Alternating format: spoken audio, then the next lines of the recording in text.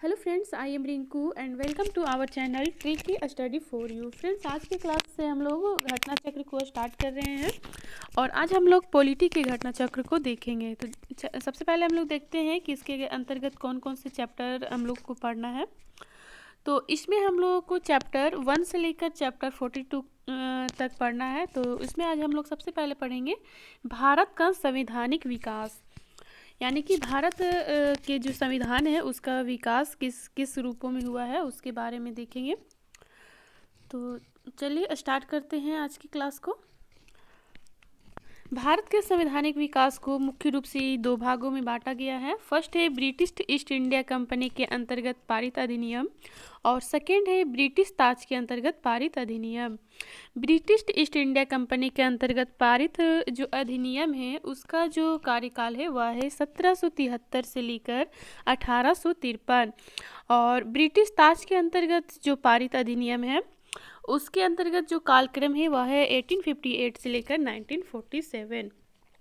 तो सबसे पहले हम लोग 1773 का रेगुलेटिंग एक्ट को देखते हैं। इसमें आप तो चाहे तो आप इसे रीड कर सकते हैं या इसे मैं शॉर्ट में बता सकती हूँ जो कि एग्ज़ाम की दृष्टि से महत्वपूर्ण है।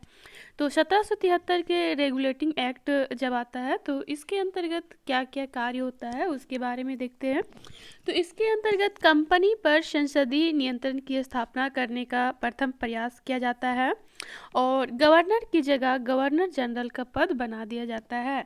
बंगाल का प्रथम गवर्नर जनरल जो है वह वारेन हेस्टिंग बनते हैं जिसका कालक्रम 1773 से लेकर 1785 तक रहता है। इसके अधीन बम्बई और मद्रास के गवर्नर जो है इसके अधीन हो जाते हैं और इसी रेगुलेटिंग एक्ट के तहत ही सर्वोच्च न्यायालय की स्थापना होती है। ठीक है, तो प्रश्न ये सब बनता है जो कि आगे हम लोग देखेंगे इसमें प्रीवियस ईयर में किस किस टाइप से क्वेश्चन पूछे गए हैं। तो इसके जो प्रथम मुख्य न्यायाधीश होते हैं, यानी कि 1774 में कलकत्ता में सुप्रीम कोर्ट की स्थापना हो जाती है और इसके जो प्रथम मुख्य न्यायाधीश बनते हैं वो है एलिजा इम्पे तथा 3 अन्य न्यायाधीश की इसमें व्यवस्था की जाती है। और कंपनी को चलाने के लिए 2 संस्था का भी गठन किया जाता है। फर्स्ट है कोर्ट ऑफ प्रोप्राइटर्स और सेकेंड है court of directors. Court of proprietors जो है वह निवेशक समूह होता है, वहीं कोर्ट ऑफ जो डायरेक्टर है इसके माध्यम से ही कंपनी जो है वह नियंत्रण रखने की प्रयास करती है। अब इसके बाद हम लोग देखते हैं पिट्स इंडिया एक्ट 1784।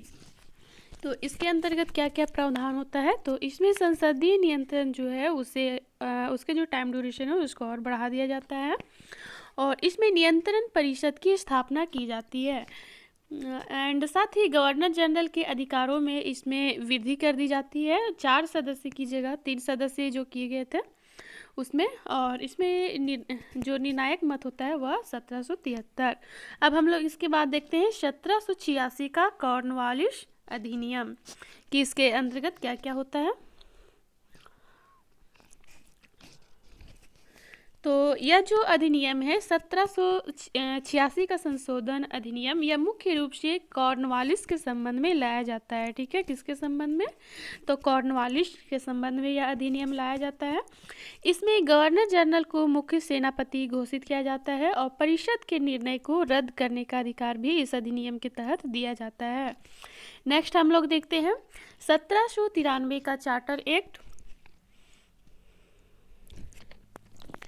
कंपनी का शासन अधिनियम इस एक्ट के तहत 20 वर्ष के लिए और बढ़ा दिया जाता है और बंगाल के गवर्नर जनरल को बम्बई मद्रास के पर्यवेक्षण का भी अधिकार दे दिया जाता है। नेक्स्ट हम लोग देखते हैं 1813 का चार्टर एक्ट।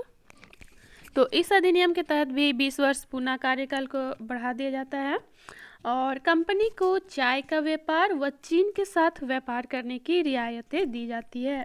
साथ ही साथ शिक्षा पर 1 लाख प्रति वर्ष व्यय करने की छूट दी जाती है व ईसाई मिशनरियों को भी भारत आने की छूट दी जाती है। तो इसमें प्रश्न इस तरह से भी पूछा जाता है कि शिक्षा पर 1 लाख प्रति वर्ष व्यय करने की छूट किस एक्ट के द्वारा दी गई थी, तो 1813 के चार्टर एक्ट। और ईसाई मिशनरियों को भारत आने की छूट किस अधिनियम के तहत दिया गया था, तो ये भी है 1813 का चार्टर एक्ट।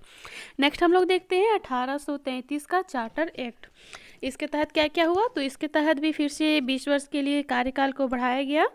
चीन के साथ और चाय का व्यापारिक एकाधिकार को पूर्ण रूप से समाप्त कर दिया गया। जाति वर्ग के आधार पर सरकारी चयन में भेदभाव को भी समाप्त किया गया। साथ ही बंगाल का गवर्नर जनरल भारत का गवर्नर जनरल जो है वह कहलाया गया, जो कि प्रथम बनता है बेंटिक जी। और गवर्नर जनरल की परिषद में कानूनी सदस्य की भी नियुक्ति की जाती है इस एक्ट के तहत। परिषद में एक विधि सदस्य को भी जोड़ा जाता है, जो कि प्रथम विधि सदस्य होते हैं लॉर्ड मैकाले।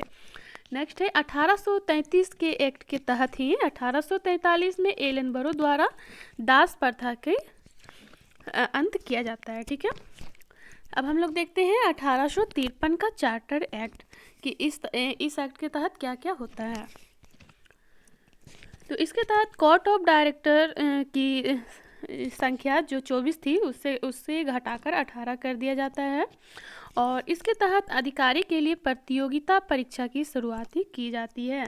और विधि सदस्य को पूर्ण रूप से दर्जन भी इसी एक्ट के तहत मिला है। और साथ ही साथ विधि निर्माण हेतु भारतीय केंद्रीय विधान परिषद की भी स्थापना की गई है। अब हम लोग देखते हैं इससे किस किस टाइप से प्रश्न पूछे गए हैं। उसके बाद हम लोग 1858 का भारत सरकार अधिनियम को देखेंगे। इसमें फर्स्ट क्वेश्चन है, निम्नलिखित में से किस अधिनियम में कलकत्ता में सर्वोच्च न्यायालय की स्थापना का प्रावधान किया गया था? तो इसका सही आंसर हो जाएगा रेगुलेटिंग एक्ट 1773। यानी 1773 के रेगुलेटिंग एक्ट में कलकत्ता में सर्वोच्च न्यायालय की स्थापना का प्रावधान किया गया था। और सर एलिजा इम्पे इसके प्रथम मुख्य न्यायाधीश थे। नेक्स्ट क्वेश्चन देखते हैं हम लोग, क्वेश्चन नंबर 2। सूची 1 तथा सूची 2 को सम्मिलित कीजिए तथा सूचियों के नीचे दिए गए कूट से सही उत्तर का चयन कीजिए। तो इसमें है नियंत्रण परिषद की स्थापना। तो नियंत्रण परिषद की स्थापना कब हुई थी? तो पीट्स का भारतीय अधिनियम 1784 के तहत हुआ था। नेक्स्ट है सर्वोच्च न्यायालय की स्थापना। तो सर्वोच्च न्यायालय की स्थापना जो है वह नियामक अधिनियम 1773 के तहत हुआ था। नेक्स्ट है इंग्लिश मिशनरियों को भारत में कार्य करने की अनुमति कब दी गई थी? तो यह चार्टर अधिनियम 1833 के तहत हो जाएगा।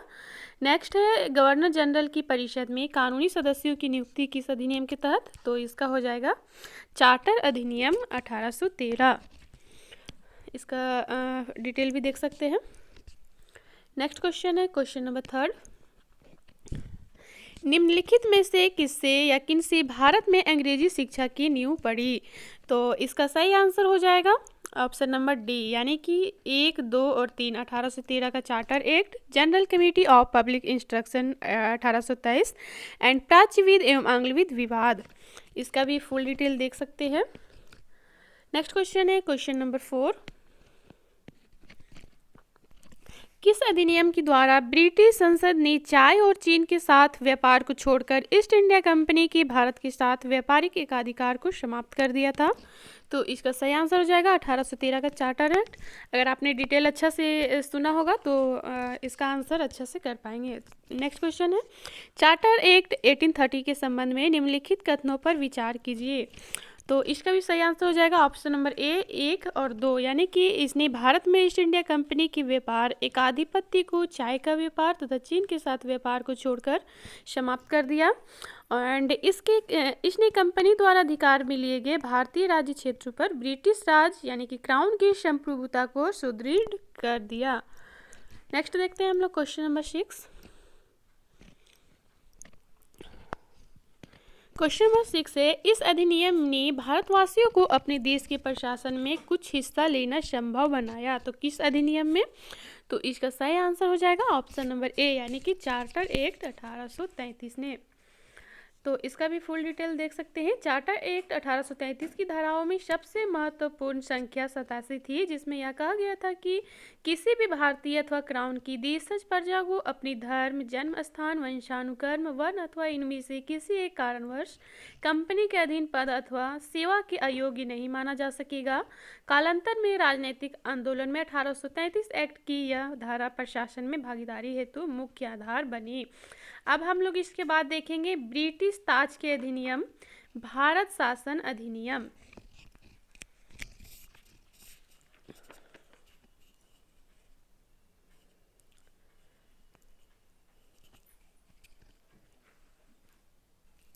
तो 1857 की क्रांति के बाद भारत सरकार द्वारा एक अधिनियम लाया जाता है जिसे भारत सरकार अधिनियम 1858 के नाम से जाना जाता है। तो देखते हैं इसमें क्या क्या खास बातें हैं, इसमें मतलब एग्ज़ाम की दृष्टि से कौन कौन सा पॉइंट इम्पोर्टेंट है।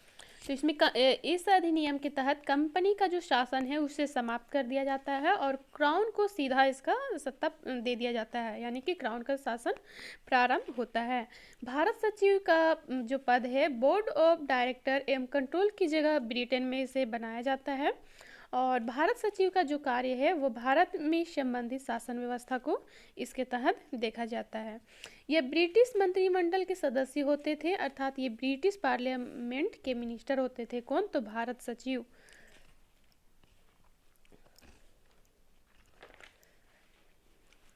और इसी एक्ट के तहत गवर्नर जनरल का पद जो है उसे हटा दिया जाता है और वायसराय का पद प्रारंभ होता है। वायसराय जिसका अर्थ होता है राजा का प्रतिनिधि, और प्रथम वायसराय कौन बनते हैं? तो लॉर्ड कैनिंग।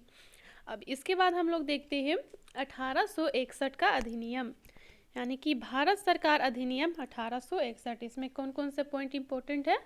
तो इसमें फिर से एक सदस्य की नियुक्ति होती है जिससे कि इसकी संख्या कितना हो जाता है? 5+1। और इसी अधिनियम के तहत विधानसभा की स्थापना होती है। ठीक है, किस अधिनियम के तहत? तो 1861 का अधिनियम के तहत। और इसमें वायसराय को कुछ विकट स्थिति में अध्यादेश जारी करने का भी अधिकार दिया जाता है। नेक्स्ट हम लोग देखते हैं 1852 का संवैधानिक विकास, या इसे बोल सकते हैं भारत परिषद अधिनियम 1892।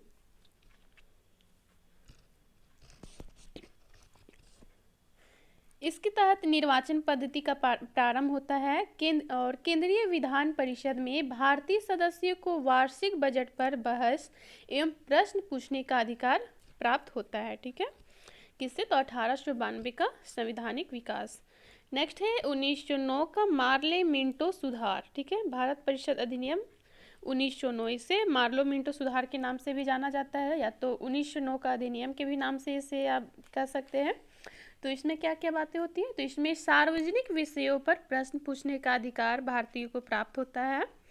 नेक्स्ट है प्रथम निर्वाचन के आधार पर मुस्लिमों को आरक्षित सीटें प्रदान की जाती है। नेक्स्ट इसमें क्या होता है? तो ब्रिटिश द्वारा भारत में सांप्रदायिक प्रतिनिधित्व की व्यवस्था की जाती है 1909 के अधिनियम के तहत। अब उसके बाद देखते हैं भारत शासन अधिनियम 1909, इसे मोंटेग्यू चेम्सफोर्ड सुधार के नाम से जाना जाता है। इसके तहत 1926 और 1945 का केंद्रीय विधानसभा चुनाव होता है एंड प्रांतों की कार्यकारिणी सरकार में द्वैध शासन की व्यवस्था शुरू होती है। ठीक है, किसमें? तो प्रांत लेवल पर। नेक्स्ट है केंद्र में द्विसदनीय व्यवस्था लाई जाती है, यानी कि फर्स्ट है उच्च सदन और सेकेंड केंद्रीय विधानसभा। नेक्स्ट जो इसमें पॉइंट है, भारत में विधान पालिका प्रथम बार द्विसदनीय बनाई जाती है और केंद्र द्वारा प्रांतों को विधायनी शक्ति को हस्तांतरण भी किया जाता है इस एक्ट के तहत। साथ ही साथ इस अधिनियम के तहत प्रत्यक्ष चुनाव को भी अपनाया जाता है। ठीक है, प्रत्यक्ष चुनाव को भी किस अधिनियम के तहत अपनाया जाता है? तो 1909 को, या तो इससे बोल सकते हैं मोंटेग्यू चेम्सफोर्ड सुधार के तहत। साथ ही सांप्रदायिक चुनावों में सिखों को भी शामिल किया जाता है। नेक्स्ट क्वेश्चन है, नेक्स्ट पॉइंट है 1935 का अधिनियम, या बोल सकते हैं इसे भारत सरकार अधिनियम 1935। इसे सर्वप्रथम भारत में संघात्मक सरकार की स्थापना की गई और अखिल भारतीय संघ का निर्माण भी इसी अधिनियम के तहत होता है। साथ ही साथ केंद्र स्तर पर द्वैध शासन की स्थापना भी होती है, केंद्र स्तर पर यहाँ। ठीक है, वही प्रांत स्तर पर पूछ दिया जाएगा तो क्या हो जाएगा? 1909 का अधिनियम। इसके तहत 3 प्रकार की सूचियों की व्यवस्था की जाती है, राज्य सूची, केंद्र सूची और समवर्ती सूची। साथ ही भारत में संघीय न्यायालय एवं संघीय बैंक यानी कि आरबीआई की स्थापना होती है। संघीय न्यायालय की स्थापना कब? तो 1937 में दिल्ली में। और इसी अधिनियम को नेहरू जी ने कहा था कि यह अनेक ब्रेक वाली इंजन रहित गाड़ी है। तो चलिए अब हम लोग देखते हैं इससे रिलेटेड क्या क्या क्वेश्चन बने हैं प्रीवियस ईयर में। फर्स्ट क्वेश्चन है, निम्नलिखित में से किस अधिनियम के अंतर्गत भारतीय विधान परिषद को बजट पर बहस करने की शक्ति प्राप्त हुई? तो इसका सही आंसर हो जाएगा भारत परिषद अधिनियम 1892। नेक्स्ट क्वेश्चन है क्वेश्चन नंबर 2, ब्रिटिश भारत में सांप्रदायिक प्रतिनिधित्व की व्यवस्था निम्नलिखित में से किस अधिनियम द्वारा की गई थी? तो इसका सही आंसर हो जाएगा option number B, Minto Morley सुधार अधिनियम 1909 के तहत। नेक्स्ट क्वेश्चन है क्वेश्चन नंबर 3, निम्नलिखित में से किस एक अधिनियम द्वारा भारत में संघीय न्यायालय की स्थापना की गई थी? तो इसका सही आंसर हो जाएगा ऑप्शन नंबर डी, इनमें से कोई नहीं।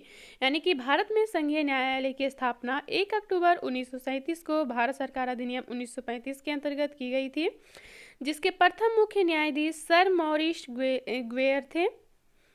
नेक्स्ट क्वेश्चन है क्वेश्चन नंबर 4, भारत का संघीय न्यायालय निम्नलिखित में से किस वर्ष में स्थापित किया गया था? तो इसका सही आंसर हो जाएगा option number B, 1937। Next question है क्वेश्चन नंबर 5, केंद्र में द्वैत शासन किस अधिनियम के अंतर्गत स्थापित किया गया था? तो इसका सही आंसर हो जाएगा ऑप्शन नंबर सी, भारत सरकार अधिनियम 1935। वही प्रांत में पूछ दिया जाएगा तो क्या हो जाएगा, भारत सरकार अधिनियम 1919। नेक्स्ट क्वेश्चन है क्वेश्चन नंबर 6, निम्नलिखित में से किस अधिनियम ने केंद्र में द्वैत शासन प्रणाली को स्थापित किया था? तो ये भी वही क्वेश्चन है, तो इसका भी हो जाएगा ऑप्शन नंबर ए, भारत सरकार अधिनियम 1935। नेक्स्ट क्वेश्चन है क्वेश्चन नंबर 7, 1919 की भारत शासन अधिनियम की निम्नलिखित में से कौन सी प्रमुख विशेषता या विशेषताएं हैं? तो इसमें ऑप्शन देख लेते हैं। फर्स्ट है प्रांतों की कार्यकारिणी सरकार में द्वैत शासन की व्यवस्था। सेकेंड है मुसलमानों के लिए पृथक सांप्रदायिक निर्वाचन मंडलों की व्यवस्था। एंड थर्ड है केंद्र द्वारा प्रांतों की विधायनी शक्ति का हस्तांतरण। तो इसका सही आंसर हो जाएगा ऑप्शन नंबर सी, यानी कि 1 और 3।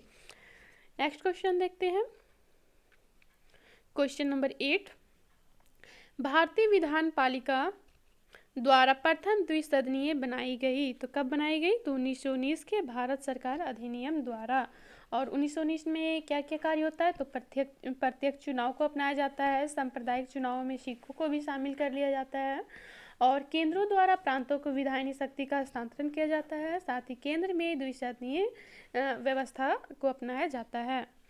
नेक्स्ट क्वेश्चन देखते हैं क्वेश्चन नंबर 9, केंद्र में कौन सा एक्ट द्विसदनीय विधायिका लाया? तो इसका सही आंसर हो जाएगा ऑप्शन नंबर सी, 1919 का एक्ट।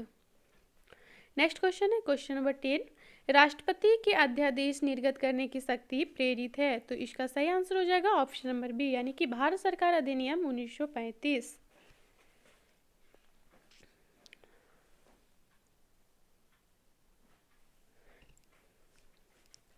नेक्स्ट क्वेश्चन है क्वेश्चन नंबर 11, केंद्रीय विधानसभा के निम्नलिखित में से कौन से निर्वाचन भारत शासन अधिनियम 1919 के तहत हुए? तो इसका सही आंसर हो जाएगा ऑप्शन नंबर ए और सी, यानी कि 1926 और 1945। नेक्स्ट क्वेश्चन है क्वेश्चन नंबर 12, निम्नलिखित में से किस अधिनियम द्वारा संवैधानिक निरंकुशता का सिद्धांत प्रवृत्त किया गया? तो इसका सही आंसर हो जाएगा ऑप्शन नंबर सी, यानी कि 1935 का भारत सरकार अधिनियम। नेक्स्ट क्वेश्चन है क्वेश्चन नंबर 13, भारत के संविधान में केंद्र और राज्यों के बीच किया गया शक्तियों का विभाजन इनमें से किसमें उल्लिखित योजना पर आधारित है? तो इसका सही आंसर हो जाएगा ऑप्शन नंबर सी, भारत सरकार अधिनियम 1935।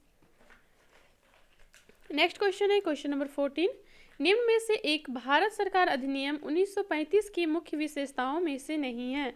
तो इसमें से कौन नहीं हो जाएगा? तो ऑप्शन पढ़ते हैं। इस अधिनियम में अखिल भारतीय महासंघ का प्रावधान किया गया था, बिल्कुल किया गया था। अवशिष्ट विषय प्रांतीय विधायकों को आवंटित किए गए थे, ये गलत हो जाएगा। सी है, यह प्रांतीय स्वायत्तता के सूत्रपात का संकेत था, बिल्कुल था। इसने प्रांतीय स्तर पर द्विध शासन प्रणाली को समाप्त कर केंद्र पर लागू किया गया था, ये भी सही हो जाएगा। तो इसका सही आंसर हो जाएगा option number B. Next question है क्वेश्चन नंबर 15, एक संघीय व्यवस्था और केंद्र में द्वैत शासन भारत में लागू किया गया। तो ये कब किया गया था? तो ऑप्शन नंबर सी, 1935 के अधिनियम द्वारा। नेक्स्ट क्वेश्चन है क्वेश्चन नंबर 16, अखिल भारतीय महासंघ स्थापित करने का प्रावधान शामिल किया गया था। तो कब किया गया था? तो भारत सरकार अधिनियम 1935 के तहत। नेक्स्ट क्वेश्चन है क्वेश्चन नंबर 17, निम्नलिखित में से किस एक अधिनियम ने भारत में संघीय शासन की व्यवस्था दी थी? तो इसका सही आंसर हो जाएगा ऑप्शन नंबर सी, भारत सरकार अधिनियम 1935। नेक्स्ट क्वेश्चन है क्वेश्चन नंबर 18। 1935 के अधिनियम द्वारा भारतीय संघ में अवशेष शक्तियाँ किसको दी गई है? तो इसका सही आंसर हो जाएगा option number C, governor general को। नेक्स्ट क्वेश्चन है क्वेश्चन नंबर 19। निम्नांकित में से कौन सा एक भारत सरकार अधिनियम 1935 में स्वीकार किया गया हुआ महत्वपूर्ण और अस्थायी अवयव नहीं है? तो इसका सही आंसर हो जाएगा ऑप्शन नंबर ए, देश के लिए लिखित संविधान। नेक्स्ट क्वेश्चन है क्वेश्चन नंबर 20। 1935 का गवर्नमेंट ऑफ इंडिया एक्ट क्यों महत्वपूर्ण है? तो इसका सही आंसर हो जाएगा ऑप्शन नंबर ए, यह भारतीय संविधान का प्रमुख स्रोत है। तो यह चैप्टर हमारा कंप्लीट हो जाता है। अब इसके बाद हम लोग नेक्स्ट डे हम लोग पढ़ेंगे संविधान सभा एवं संविधान निर्माण की प्रक्रिया। ठीक है फ्रेंड्स, आज की क्लास में इतना ही, मिलते हैं नेक्स्ट क्लास में। यदि आपको ये क्लास अच्छी लग रही हो तो आप इसे लाइक, शेयर और सब्सक्राइब करना ना भूलें और कमेंट्स करें कि इसमें मैं किस तरह से और भी इसे इम्प्रूव कर सकती हूँ।